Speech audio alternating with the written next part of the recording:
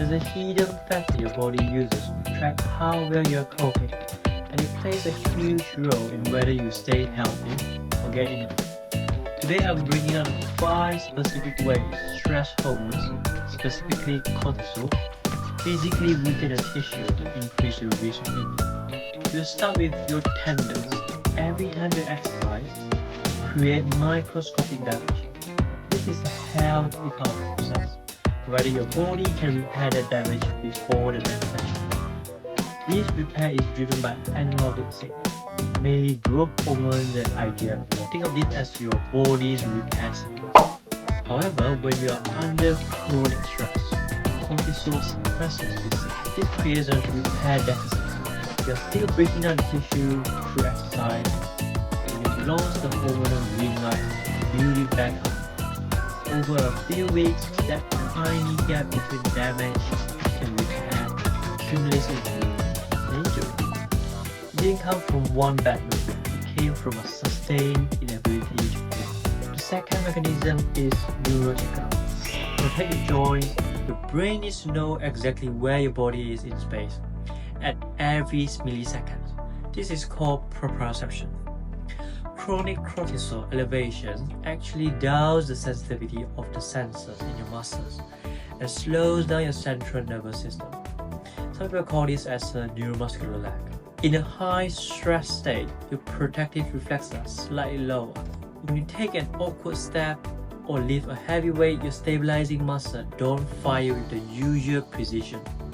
This is why we see a higher rate of acute injuries, like sprains and strains when life gets overwhelming. The body's safety software is essentially lagging.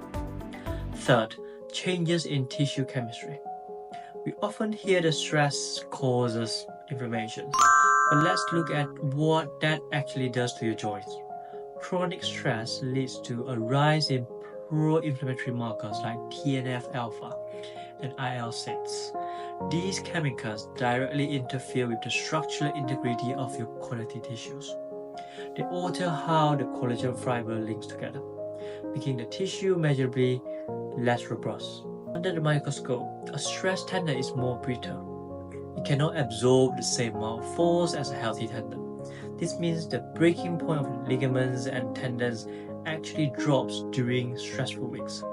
You are physically more vulnerable to tears even at your normal intensity. The fourth mechanism is metabolic. Cortisol's main job is to provide your brain with energy during a crisis.